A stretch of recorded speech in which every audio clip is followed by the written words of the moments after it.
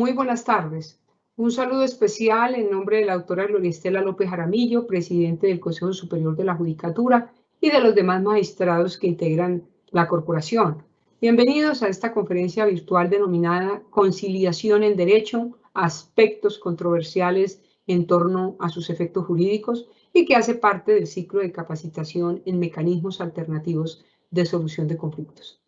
La conferencia de hoy tiene como propósito conocer los aspectos controversiales y efectos jurídicos de la conciliación en derecho como un mecanismo alternativo para solucionar conflictos a partir de una selección de 15 sentencias de casación y de tutela de la Sala Civil Familia de la Corte Suprema de Justicia, conferidas entre los años 2014 y marzo de 2021, las cuales trataron algunas controversias recurrentes en torno al tema de la conciliación en derecho, lo que nos permite reflexionar sobre la manera de garantizar que no sean afectados los derechos fundamentales involucrados en el debate frente a la exigencia de la conciliación como requisito para el proceso y como etapa del mismo.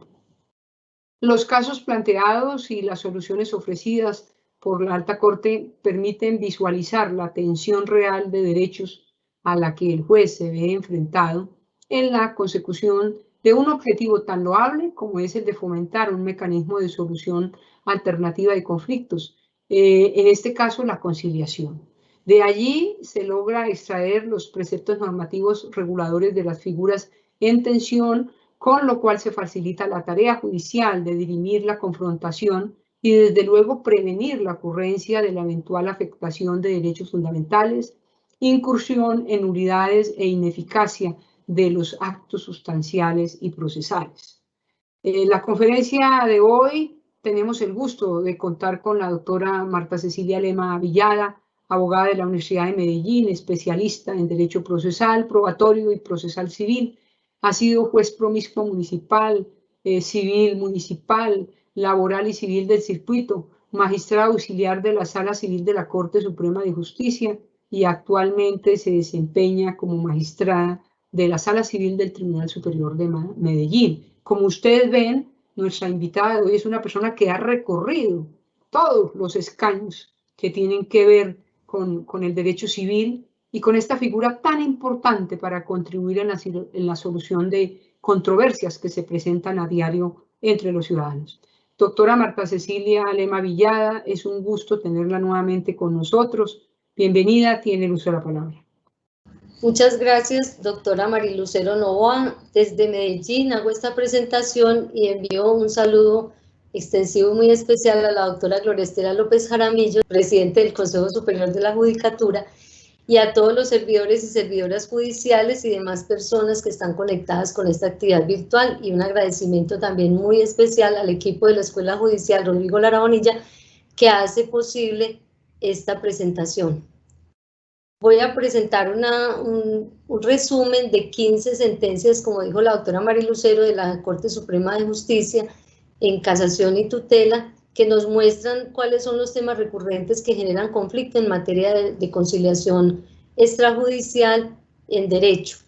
que es uno de los pasos importantes y requisitos que se manejan en el proceso. Entonces voy a compartir esta presentación con ustedes. Ya sabemos pues que el tema es la conciliación en derecho y que se trata de mirar los aspectos controversiales en los efectos jurídicos que este requisito de procedibilidad y etapa del proceso acarrea. Vamos a mirar entonces que esto, manejando pues la técnica que maneja la Escuela Judicial, desde el ser, el juez entonces tendrá conciencia con estos casos del enfrentamiento que se da entre el derecho al acceso a la administración de justicia y el requisito de procedibilidad o la etapa de conciliación en el proceso. Bueno, entonces estas sentencias nos van a mostrar a nosotros unas herramientas que podemos utilizar en el proceso de derechos fundamentales de las personas cuando se da esa tensión entre el requisito de procedibilidad que exigimos para aceptar la demanda y la oportunidad que debe tener la gente de llevar el caso al juez.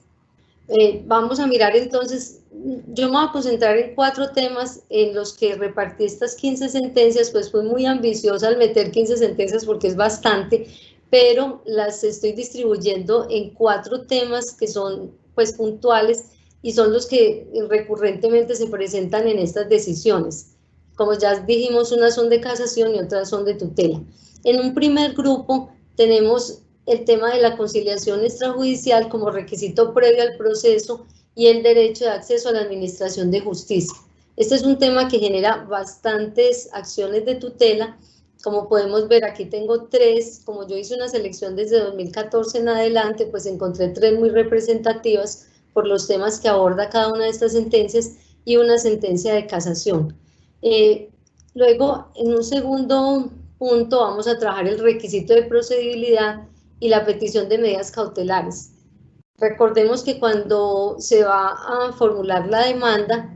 se necesita como requisito de procedibilidad llevar el intento de conciliación extrajudicial en derecho en materia de civil, familia y administrativo. En estos casos, entonces, cuando los asuntos son conciliables, recordemos que los jueces exigen este requisito y que si no se cumple el requisito, eso puede dar lugar al rechazo de la demanda. Cuando hay medidas cautelares no hay necesidad de llevar este requisito y en estos casos es cuando se presentan problemas muy recurrentes entre los usuarios y los juzgados o tribunales porque las partes pretenden involucrar en el asunto, en los procesos, medidas cautelares, muchas veces improcedentes o a veces no cumplen los requisitos para que la medida se decrete y eso da lugar a rechazo y de ahí es donde se generan, como podemos ver aquí tenemos 4 tutelas muy representativas sobre ese tema. El tercer punto que vamos a mirar, el tercer punto entonces tenemos,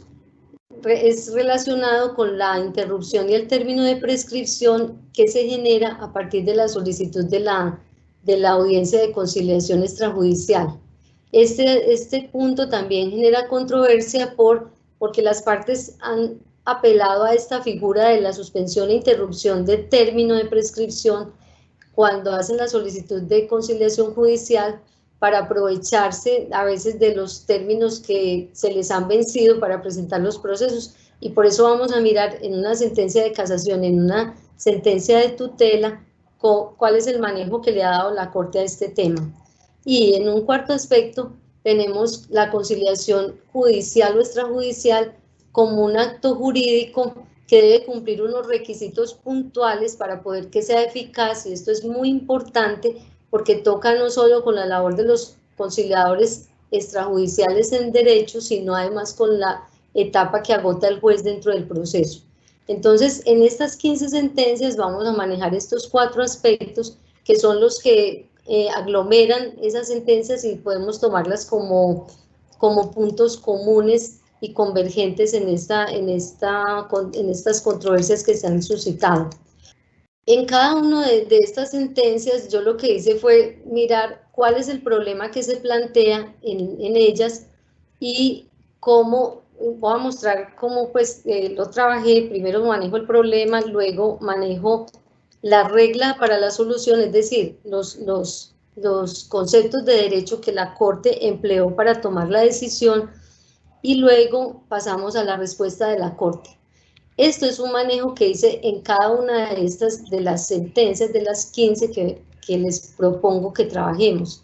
Vamos a ver hasta dónde alcanzamos, por eso les informo de una vez que esta presentación está a disposición de la Escuela Judicial, que no sé qué tan, pues allá yo creo que se las pueden suministrar porque la idea es que vamos a mirar hoy hasta donde alcancemos estos casos y pues lo que no alcancemos a mirar pues ahí queda documentado en la presentación y ustedes ya pueden mirar las sentencias. Lo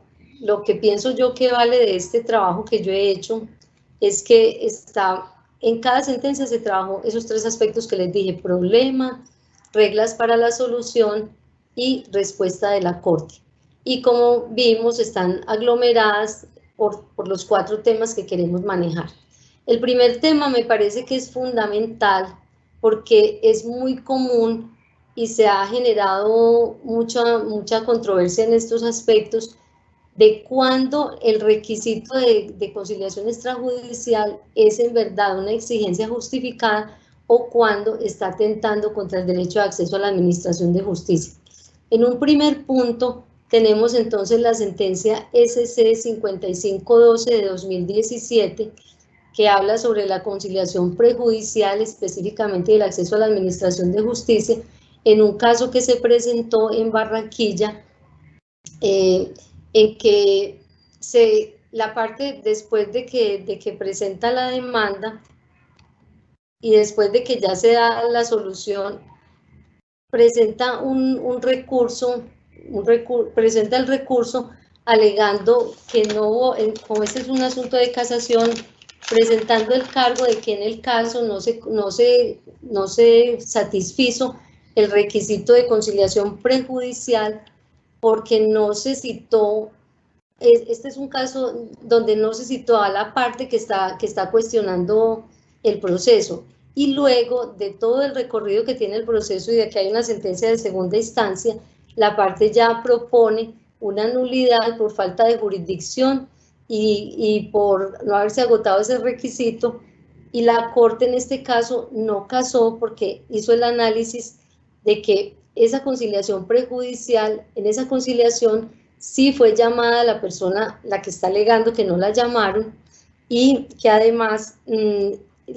tema que se propuso para la conciliación sí coincide con el que maneja el proceso. Entonces, en este caso la Corte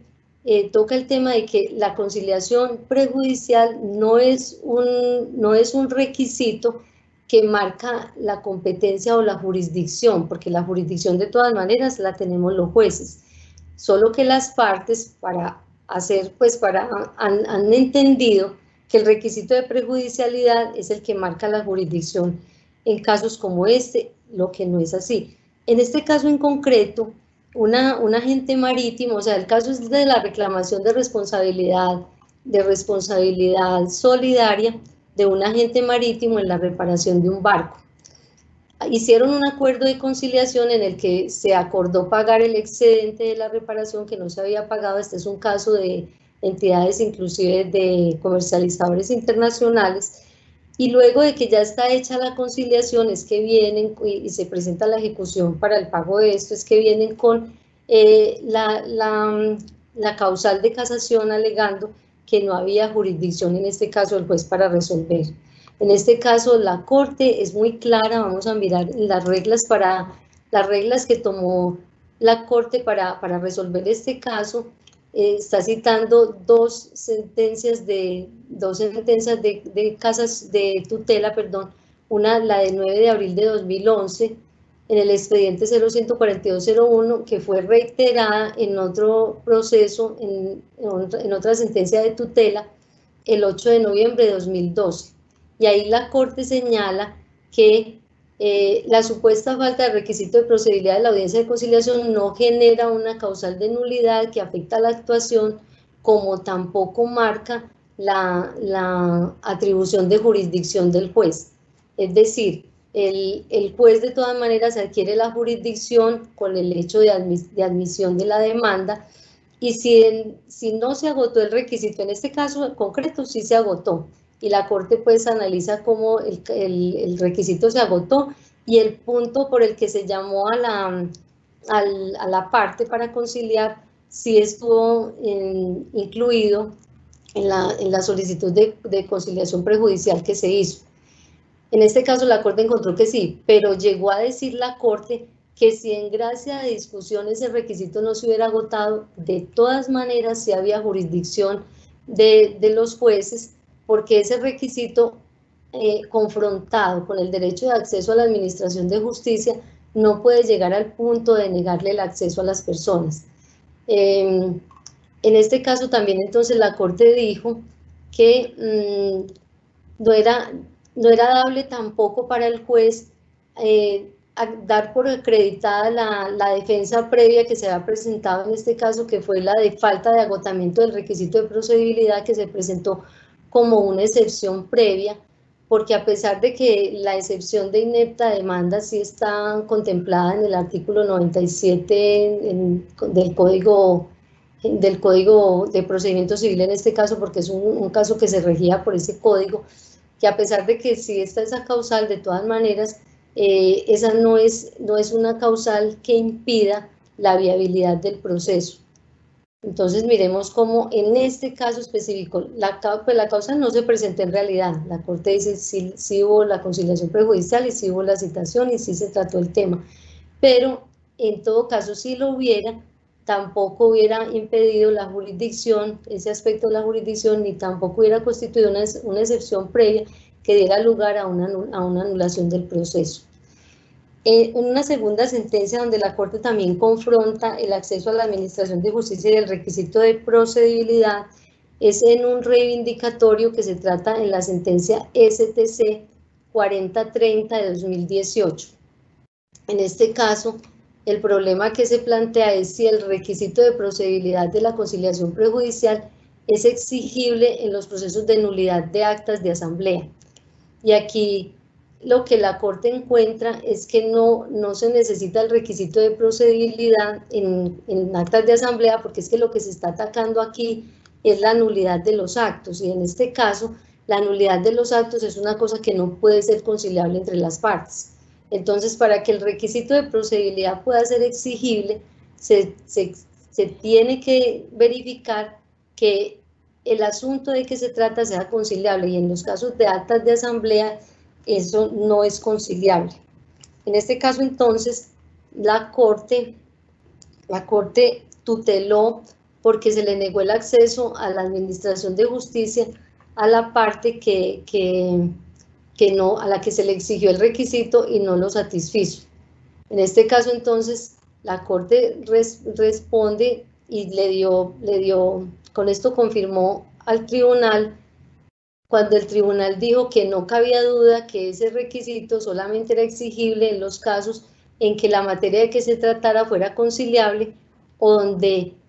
en sentido contrario, la misma no pudiera ser obstáculo para acudir a la jurisdicción, cuando la cuestión no puede resolverse a través de ese medio compositivo. Es decir, si no es viable la conciliación, el juez no puede denegar el acceso a la justicia basado en un requisito de procedibilidad como la conciliación prejudicial,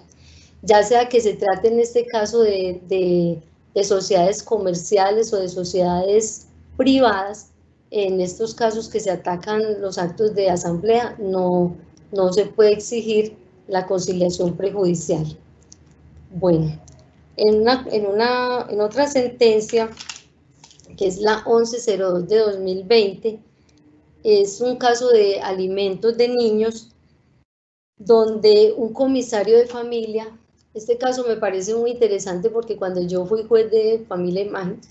magistrada de familia, fui un año en el Tribunal de Medellín, hace rato me tocó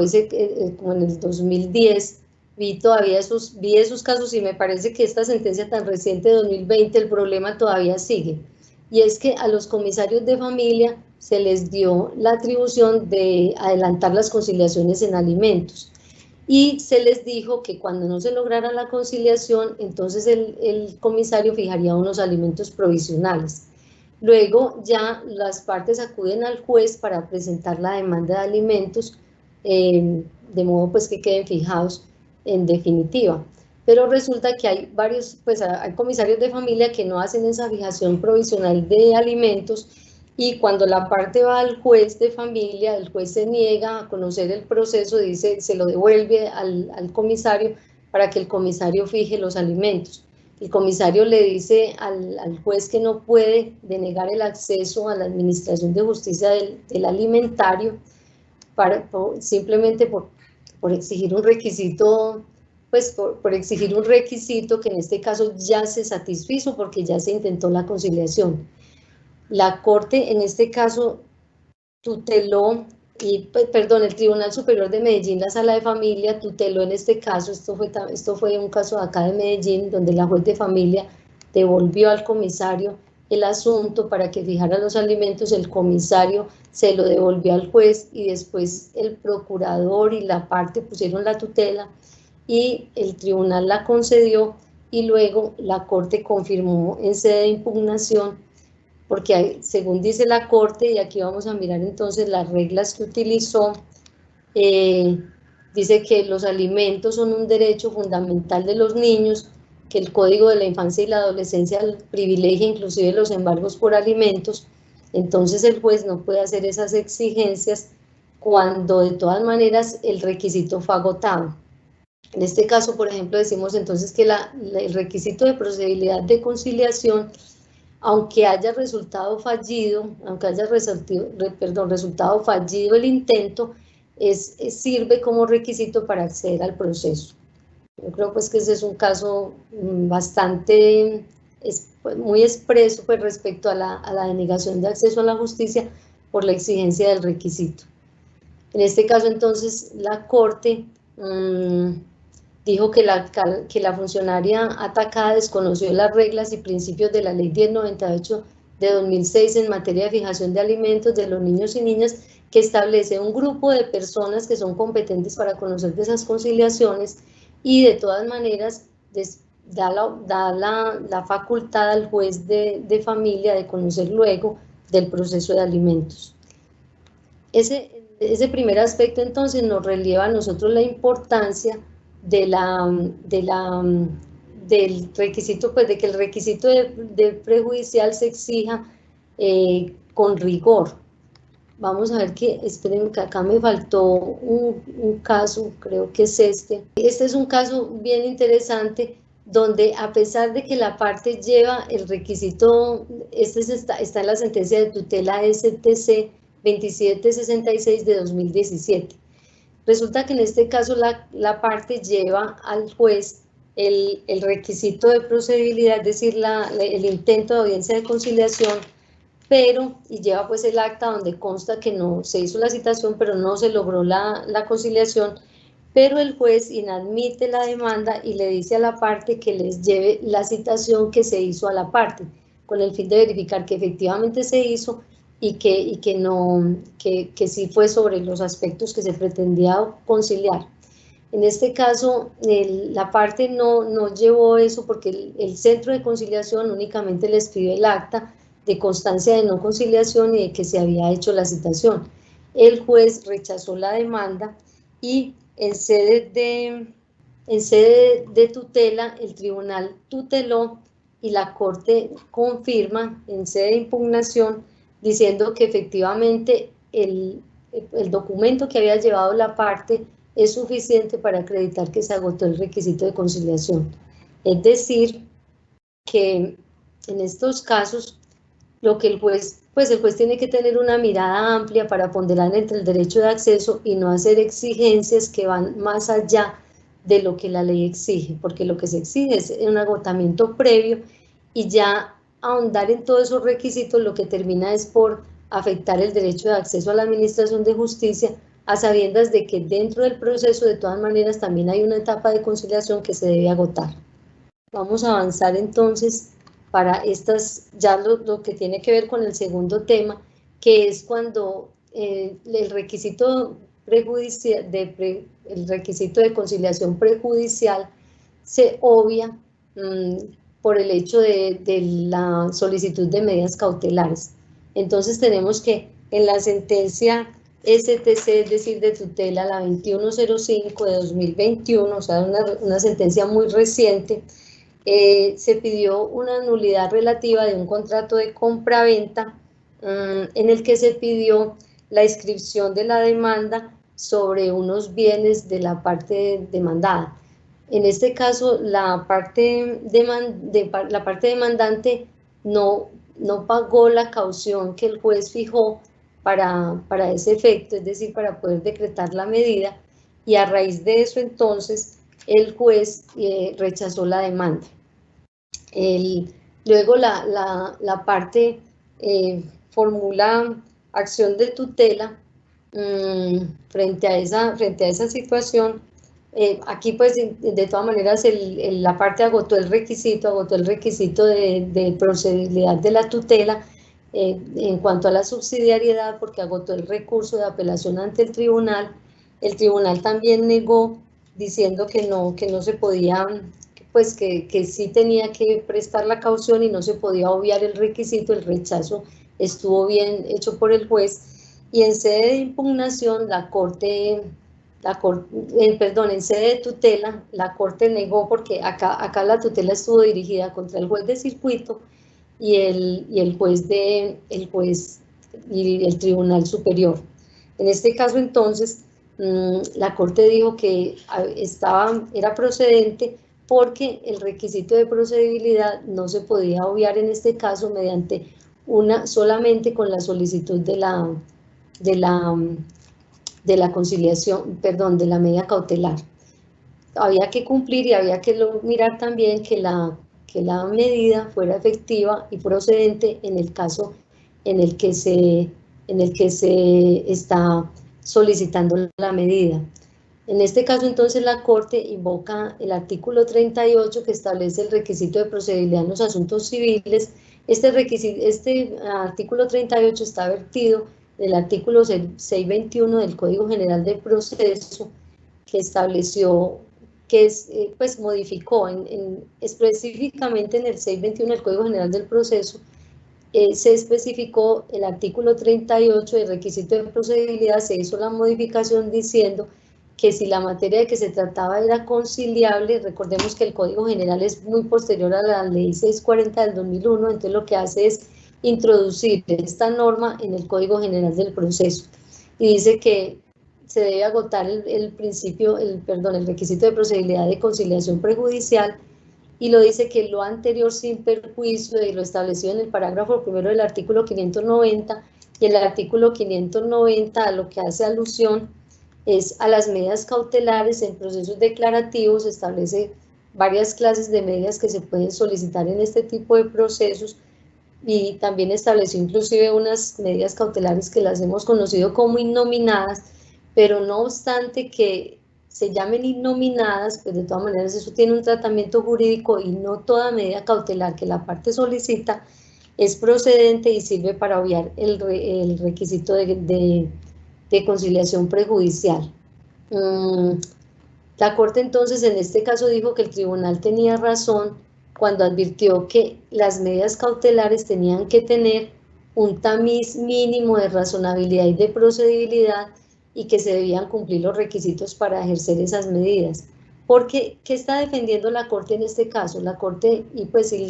los jueces que resuelven en este asunto están defendiendo el hecho de que lo ideal es que se agote en la etapa de conciliación el requisito previo de conciliación, porque eso no está hecho simplemente para que se lleve una constancia de yo cité a X persona para arreglar este asunto, ella no fue, entonces ya vamos al proceso. La idea es que se agote con rigor, es decir, que se fuerce a que las personas lo cumplan y que no se escuden fácilmente en medidas cautelares que no son procedentes. Aquí, por ejemplo, más adelantico vamos a ver enseguida un caso bien interesante en el que la parte lo que hace es que reforma la demanda, presenta una demanda inicialmente como de una clase de proceso, diciendo que pide una medida cautelar, y luego reforma la demanda para volverlo como un proceso declarativo, y ahí ya sí, en ese caso que sí sería exigible el requisito de procedibilidad, pues ella ya quedó tranquila porque el proceso se admitió en principio como si hubiera sido un proceso en el que procedía una medida cautelar. Este proceso es bastante conflictivo, está en la sentencia de STC 4283 de 2020. En este caso se pidió la restitución de un bien que estaba dado en comodato, pero se introdujeron muchas complicaciones al asunto, porque primero se pidió que se hiciera una verificación del estado del inmueble para que se hiciera una entrega en ese momento del mismo, y eso se tomó como medida cautelar. En principio, el juez no admitió la medida, hubo un recurso, el juez luego accedió a que se tramitara el proceso con esa medida, pero luego la parte, cuando ve que eso no es lo que realmente le interesa, porque la parte lo que quiere es terminar el contrato y obtener la indemnización de perjuicios de pronto por el deterioro y daños que tiene el inmueble, entonces lo convierte en otro tipo de proceso, Y ahí es donde, al admitirlo como proceso de responsabilidad civil extracontractual, el juez le exige, el juez le inadmite la reforma y le dice: no, tráigame entonces el requisito de conciliación prejudicial. La parte no lo lleva, el juez rechaza la reforma a la demanda, porque fueron ya dos demandas bien distintas. La primera involucraba solamente la restitución del bien, mientras la segunda acarreaba la terminación del contrato y la indemnización de perjuicios. Entonces, al rechazar la demanda, la parte acude a la acción de tutela. El tribunal niega la tutela en este caso, y la corte confirma la decisión y admite que efectivamente no se puede ejercer medidas, pues, o sea, esas medidas que la parte alega como innominadas no se pueden tomar tampoco, ni cualquier medida que se tome como requisito para obviar la conciliación, y mucho menos cuando se hace una reforma de la demanda, donde lo que se observa es que la parte efectivamente lo que intenta es evadir el requisito de procedibilidad. En este caso, la Corte pues hace mención del artículo 384 del Código General del Proceso, que fue la primera medida que la parte pidió y la que dio pie a que se admitiera la demanda y se empezara el trámite del proceso, que es la restitución provisional. Luego viene también la Corte y hace el análisis de esas medidas cautelares que se admiten en los procesos declarativos, y aquí hay un aspecto muy interesante, y es la claridad que hace en cuanto a que la inscripción de demandas sobre bienes sujetos a registro no es, o sea, que está establecida para cierto tipo de procesos y que a veces la parte la pide para otros procesos diferentes, no se torna en una medida innominada frente a esos otros procesos, sino que es una medida nominada. Y las innominadas son aquellas que están descritas en el literal C del artículo 590, que están definidas como cualquier otra medida que el juez encuentre razonable para la protección del derecho objeto del litigio. Es decir, son medidas que la parte le pide al juez, que no por el hecho de que estén contempladas en otro tipo de procesos y las traigan a un proceso que no es, se van a llamar innominadas, sino que las innominadas son un tipo de medidas diferentes, no son embargos, ni secuestros, ni son inscripciones de demanda, son otro tipo de medidas que las partes intentan ejercer en los procesos. Estas medidas también se admiten en los casos especiales en que se piden para obviar el requisito de conciliación prejudicial, pero es el juez quien en definitiva tiene que apreciar cuál es la viabilidad, la razonabilidad y la procedencia de esas medidas. Bueno, tenemos entonces aquí también como fundamento de derecho. Acá la Corte citó una sentencia de tutela, la 15.432 de 2017, en la que también se hizo alusión a que el juez es el que tiene que verificar cuál es si la medida procede o no para obviar el requisito. En este caso, como vimos, pues la respuesta de la Corte es que no es admisible que se haga ese cambio de medidas con el fin de evadir el requisito, y privilegia que se exija el requisito de procedibilidad. En una sentencia, la STC 3028 de 2020, la Corte, en un caso de incumplimiento contractual, en que se pidieron medidas nominadas e innominadas, se pidió embargo y secuestro, y se pidió también inscripción de medidas, pero aquí hicieron lo que les dije ahorita, disfrazaron unas medidas que ya existen y las pidieron para un proceso que no procedía, para obviar el requisito. En este caso la Corte también niega la tutela. Vamos a avanzar un poquito más para poder cubrir más tema, y la Corte también en este caso invoca el requisito, el artículo 38, que acordémonos que el 521 lo llevó al Código General del Proceso. También citó el artículo 590 respecto de las medidas que proceden en los procesos declarativos, y la respuesta que dio es que no, en los casos en que esas medidas no proceden, no se puede obviar entonces el requisito de procedibilidad, y por tanto negó la tutela. Como una última sentencia en este tema de las medidas que se exigen de las medidas que se solicitan para obviar el requisito de procedibilidad. Esta sentencia es muy interesante, es la STC 3724 de 2016, y lo que tiene de interesante es que en este caso no se agotó el requisito de subsidiariedad de la tutela, y a pesar de eso la Corte tuteló. El caso fue de responsabilidad civil extracontractual en que se pide la inscripción de la medida de embargo sobre el vehículo que ocasiona el daño, que es una medida que sí está prevista en el artículo 590 del Código General del Proceso, y a pesar de ello, en este caso se inadmitió la demanda para que se llevara el requisito de procedibilidad. A mí me da la impresión de que es que el juez no se percató del cambio que había habido en ese caso, de que se permitía la inscripción de medidas sobre los bienes con los que se ocasionan los daños, y la negó. Y en este caso entonces el tribunal, aquí no se interpuso recurso frente a este rechazo de demanda. Como no se interpuso recurso, pues se supone que ahí debía quedar la cosa, pero resulta que la parte más adelante hizo una solicitud de dejar sin efecto ese auto, lo que el juzgado negó porque persistió en su posición de que tenía que traerse la conciliación prejudicial. El tribunal en recurso de apelación también negó, pues no revocó, pero porque ya había quedado ejecutoriada la decisión.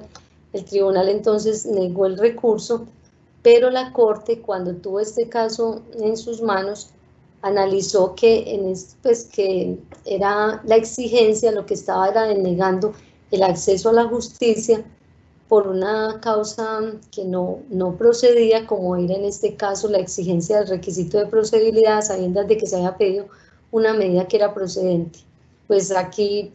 complicado el asunto es porque la Corte en este caso está desconociendo, y es uno de los pocos casos en que la Corte desconoce la exigencia del requisito de subsidiariedad en materia de tutela. Y yo les confieso pues que personalmente a mí pues me hubiera dado mucha dificultad saltarme el hecho de que la parte dejó quedar en firme el auto de rechazo,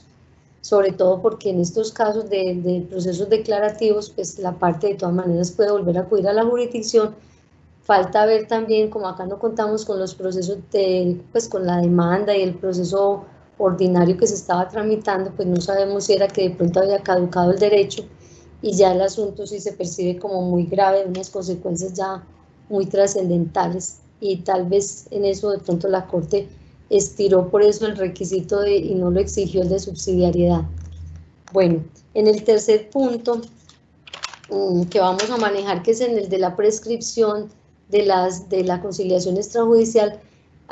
vamos a mirar de una manera muy resumida el hecho de que la conciliación prejudicial, la solicitud, interrumpe el término de prescripción. En estas sentencias, que son dos que traje acá, en una de ellas la Corte alude a que muy inapropiadamente la norma habla de que la solicitud de conciliación prejudicial suspende el término para la prescripción del asunto, lo que no debía ser así, porque esa suspensión se maneja es para evitar, para conjurar situaciones urgentes que se le presentan a la parte y que no pueda presentar la demanda. Pero a mí sí me parece que es muy acertado que la solicitud de conciliación prejudicial suspenda el término para la prescripción, porque le quita la excusa a la parte de decir que por culpa de ir a un requisito de conciliación, entonces se le venció o le prescribió el derecho de accionar. Y me parece que es que lo que el legislador aquí está favoreciendo es que efectivamente se agote esa oportunidad de conciliación prejudicial. Es más, está estimulando que se haga, porque con eso se interrumpe. Aquí, bueno, hay que tener un uso apropiado del término, no digamos interrumpe, sino suspende, porque la otra sentencia que tenemos acá también, en este caso que estamos analizando, a ver, aquí pues este Código de Comercio en el 1081 es el que dice que la prescripción se da 2 años a partir del momento en que se agota la conciliación, de que se hace la agota, empezará a correr desde el momento en que la interesada haya tenido conocimiento del hecho. Y el 1131, que es también del Código de Comercio, dice que el seguro de responsabilidad se entenderá, en el seguro de responsabilidad se entenderá ocurrido el siniestro en el momento en que acaezca el hecho externo imputable al asegurado, fecha a partir de la cual corre la prescripción respecto de la víctima, pero frente al asegurado ocurre desde el momento en que la víctima formula la petición judicial o extrajudicial. Este caso lo que tiene de interesante, tiene un salvamento de voto, porque anteriormente la Corte había dicho, este es un caso del Tribunal Superior de Medellín, en el que se consideró que los 2 años contarían, pues cuando se agota la conciliación extrajudicial, pero que ese punto de 2 años empezaría a correr para el asegurado desde que presentan el llamamiento en garantía. La Corte ya había tomado una decisión de esas. Pero en esta sentencia es que la Corte recoge el criterio que tenía y dice que va a aplicar el artículo 1131 y va a contar el término efectivamente a partir del momento en que se hizo la solicitud de conciliación extrajudicial. Y en este caso el salvamento de voto lo que dice es que se debe volver o sea, que ya como la Corte había avalado que se hiciera a partir del momento en que se presenta el llamamiento en garantía, entonces que no se debió cambiar el criterio y se aparta el magistrado, en este caso es el doctor Haroldo, que se aparta de la mayoría y dice que se debe preservar el criterio que se traía, mientras que en esta ponencia del doctor Tolosa, el resto de los magistrados apoyan el hecho de que se mantenga, de que se vuelva y se corrija el precedente en el caso de que el punto de partida para la contabilización de los 2 años es, como lo dice la norma en que se suspende, es la solicitud de la conciliación. Entonces, miren, pues, o sea, lo interesante de cómo la Corte maneja el tema de la prescripción a partir de la solicitud de conciliación extrajudicial. La segunda sentencia, que se refiere al punto de prescripción, hace la claridad en que no se trata de una interrupción, sino de una suspensión. Y en este caso, lo que pasa es que en un accidente que hubo esta sentencia, creemos esta sentencia es de 2015, y el accidente en este caso de tránsito que dio lugar a la demanda de responsabilidad civil extracontractual ocurrió en el 86, pero en el 2005 se pide, o sea, faltando muy poquito para que prescribiera todo, piden la audiencia de conciliación prejudicial, y la parte luego, cuando presenta la demanda, alega que hubo una interrupción. La demanda la presenta mucho después y alega que hubo una interrupción de la prescripción con el hecho de la solicitud de conciliación. Acordémonos que la interrupción, cuando se interrumpe, el término vuelve a correr para la prescripción. Al contrario de la suspensión, que en el caso de la suspensión para, y si ya había corrido el término, pues vuelve a correr cuando se suspende, cuando cesa la suspensión, que en este caso es de 3 meses. Entonces, el plazo máximo que da la ley 640 de 2001 para que se suspenda el término de prescripción es de 3 meses mientras se adelanta todo el trámite de esa conciliación prejudicial. Pero lo que la parte pretendía aquí en este caso era alegar una interrupción para decir que después de esos 3 meses volvió a correr el término de prescripción. En este caso la Corte, en esta sentencia, la SC 6575-2015, lo que define es que se trata de una suspensión tal como la norma claramente lo dice y no de una interrupción como la parte pretende solicitar o pretende pues hacer valer en este caso. En las últimas sentencias se refieren, para que abreviemos esto y lo englobemos, a los requisitos que debe tener el acta de conciliación. Y en este caso, por ejemplo, es muy clara la Corte en exigir en estas sentencias. Recordémonos que la presentación pues ustedes la pueden obtener para que miren los casos cada uno con sus reglas y su solución. Y en estos 4 últimos casos, estos son 5 que traje, en estos 5 últimos casos lo que la Corte hace énfasis es en los requisitos que debe reunir la conciliación, el acta de conciliación prejudicial que se hace para que efectivamente preste mérito ejecutivo. Es muy interesante porque aquí la Corte encuentra, hay unos casos, por ejemplo, en que una señora en una diligencia dice, bueno, está bien, si la idea es que yo le corra el lindero, un señor le dice a la señora, si la idea es que yo le corra el lindero, entonces yo lo muevo el pedacito como estaba antes. Y así quedó, y el inspector inmediatamente aprueba esa conciliación y dice que sí, pues que ya se terminó el proceso con la conciliación que hicieron las partes. Cuando se trata de ejecutar ese acuerdo, se encuentra que eso no cumple ningún requisito,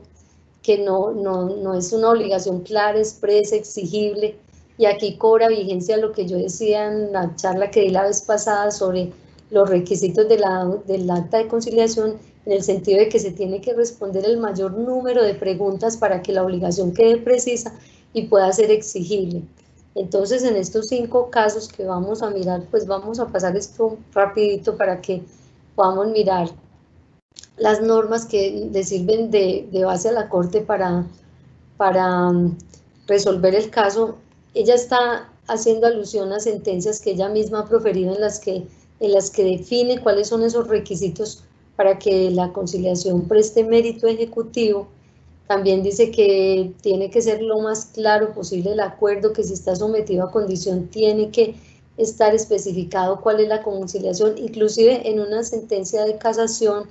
esta la 4468-2014, donde hubo un acuerdo entre una persona fallecida y otra, se intentó un acuerdo y la persona que falleció le llegó inclusive a hacer una propuesta al acreedor diciéndole que le iba a entregar un lote a cambio de la obligación que tenían pendiente, pero la otra parte no le aceptó la oferta. Entonces luego muere la persona, vienen los herederos y los herederos dicen que para honrar el compromiso del fallecido le van a entregar un lote, pero cuando se lo entregan, le entregan un lote que no tenía las especificaciones del que había prometido quien falleció, que tampoco había sido aceptado. Y en una sentencia de casación ejerce, pues, respecto de un proceso en el que se ejerció la acción pauliana para restituir el inmueble que había recibido la parte y se le entregara el que había prometido el fallecido, la Corte encuentra que ahí en realidad no hubo ninguna conciliación, que lo que hubo fue apenas una propuesta que ni siquiera fue aceptada, y la Corte entonces acá hace énfasis también en lo que es una conciliación, en los requisitos que debe contener y en las condiciones que se deben cumplir para que sea ejecutable la acción. Vamos a volver entonces aquí al comienzo, a los 4 puntos para poder concluir, llegar a 2 conclusiones que me parecen fundamentales en estos casos, y es que a partir de estos 4 preceptos en que englobamos aquí estas sentencias, los jueces tenemos que tener claro, primero, que en el requisito de procedibilidad hay que ponderar para establecer que no se esté violando el derecho de acceso a la justicia con la exigencia del requisito de procedibilidad, y por eso debe haber mucho rigor en esa exigencia. En el segundo caso es también poner mucho cuidado en cuanto a las medidas cautelares que las partes solicitan para saber cuándo o no están obviando el requisito de procedibilidad. Y hay que tener muy presente que cuando el juez rechaza por el requisito de procedibilidad es diferente a cuando la parte ejerce la excepción previa, porque en ese caso ya la Corte ha dicho que se privilegia el derecho de acceso y que no se puede considerar como una excepción previa impediente del acceso a la justicia el no haber agotado el requisito, porque de todas maneras la etapa de conciliación está considerada dentro del proceso. Yo creo que si nosotros de acá de esta charlita sacamos esas 2 conclusiones, pues enriquecemos nuestro quehacer diario en los despachos y le ponemos más cuidado a este aspecto que a veces lo tomamos como secundario, pero que según vemos en todas estas sentencias tiene bastante trascendencia. Entonces, Vamos a pasar le paso la palabra ya habiendo concluido el tiempo a la doctora Mari Lucero. Muchas gracias, doctora Marta Cecilia, por su muy ponderada y clara explicación, acompañada de todo el análisis de la jurisprudencia. Vamos al fragmento de preguntas, doctora Marta Cecilia. En los casos en los que la conciliación prejudicial en derecho fue agotada sin resultado favorable, ¿es necesario agotar también la etapa de conciliación judicial en el proceso? Yo digo que no solo es necesario, sino que es una obligación y un deber de los jueces, porque muchas veces, y lo he visto en las audiencias que me llegan al despacho, yo oigo que los jueces dicen, bueno, como aquí nunca hubo ánimo conciliatorio y agotó, o las partes mismas a veces hacen gala de que como ya estuvimos intentando una conciliación prejudicial y no se logró nada, ningún acuerdo, pues entonces no tenemos ningún ánimo conciliatorio y obviemos esa parte, y el juez también, pues claro, las dificultades que entraña una conciliación, una audiencia concentrada como la que contempla hoy el Código General del Proceso, pues también le aconsejan a uno desde la parte de la comodidad, decir, bueno, sí, saltémonos esa partecita, pero no, yo insisto en que es deber y obligación de los jueces agotar la etapa de conciliación y hacer ver a las partes que no importa el hecho de que se hubiera fracasado un intento de conciliación que se agotó con presencialidad de las partes, porque usualmente ni siquiera hay presencialidad, pero cuando la hubo y se agotó y no se logró, es muy valioso volver a intentarlo por el tiempo que ha pasado, porque ya hay un proceso de por medio y porque ya hay una espada que pende sobre las partes, que es la sentencia que el juez va a tomar. Doctora Marta Cecilia, cuando la demanda fue admitida sin tener acreditado el requisito de admisibilidad de conciliación prejudicial en derecho y la contraparte contesta sin proponer la excepción previa por esa causa, ¿se puede decretar la nulidad en la audiencia de trámite y juzgamiento por esa razón? Ya, como dijimos en las sentencias que comentamos acá, si uno engloba en las que la Corte hace ese comparativo entre el derecho de acceso a la justicia y la conciliación prejudicial, encuentra que la Corte trata de privilegiar mucho el acceso a la justicia, y ya dijimos en una de las sentencias que tuvimos la oportunidad que el tiempo nos dio para comentar, que sí efectivamente no se puede tomar como causal de nulidad el hecho de que no se hubiera, definitivamente no, pues según todo el ponderado que uno hace de lo que ha dicho la Corte, porque ese requisito de procedibilidad no puede tomarse como una causal de nulidad, ni de excepción previa, ni de falta de jurisdicción. En este caso, lo que el juez, una vez que se supera la etapa ya de admisibilidad y que el proceso está en curso, muchas veces las partes sí acuden a esa estrategia de alegar que no se agotó el requisito, porque a todos se les pasó de exigirlo, o se exigió como no era, o se acreditó como no era. Pero en estos casos, de todas maneras, el proceso debe continuar, y hay que tener presente que en el proceso está contemplada la etapa de conciliación, que siempre subsana esa parte que quedó faltando en la parte anterior, porque la inepta demanda que generaría una decisión inhibitoria, una sentencia inhibitoria, la Corte la tiene, o sea, la Corte Constitucional ha dicho que no se puede emitir sentencias inhibitorias. La Corte Suprema de Justicia, Sala Civil y los tribunales las admitimos en circunstancias en que no es posible subsanar ya esos requisitos, y más bien se saca una sentencia denegatoria de las pretensiones, pero en el caso de la audiencia de conciliación no se puede hacer uso de esa figura.